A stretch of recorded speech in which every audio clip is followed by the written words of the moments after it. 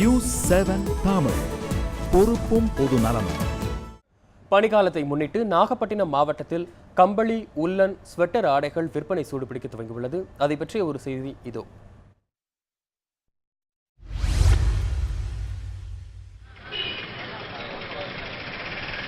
கடலோர மாவட்டமான நாகப்பட்டினத்தில் வழக்கத்தை விட குளிரும் பனியும் அதிகரித்திருப்பதாக அப்பகுதி மக்கள் கூறுகின்றனர். இதனையொட்டி குளிருக்கான ஆடைகள் விற்பனை அதிகரித்துள்ளது.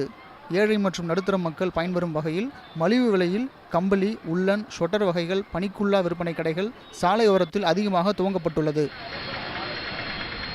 சின்ன பிள்ளைங்கள்லேருந்து பெரியவங்க கூட எல்லாத்துக்கும் சேல்ஸ் பண்ணிக்கிட்டு இருக்கோம்.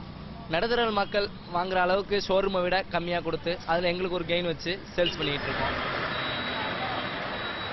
பொதுவாக மார்கழி என்பது குளிர் மாதமாக இருக்கும் எனினும் தற்போது அதிக குளிர் நீடிப்பதால் இதிலிருந்து தற்காத்து கொள்ள கம்பளி, ஷொட்டர், உல்லன் ஆடைகளை பொதுமக்கள் அதிகமாக வாங்க தொடங்கியுள்ளனர்.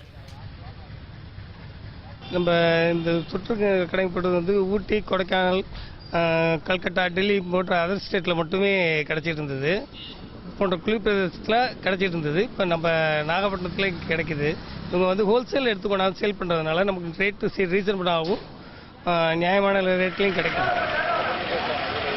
நாகப்பட்டினம் மாவட்டத்தில் நிலவி வரும் கடும் குளிரிலிருந்து தங்களை காத்துக்கொள்ள மக்கள் குளிர்கால ஆடைகளை நோக்கி படையெடுக்கின்றனர்.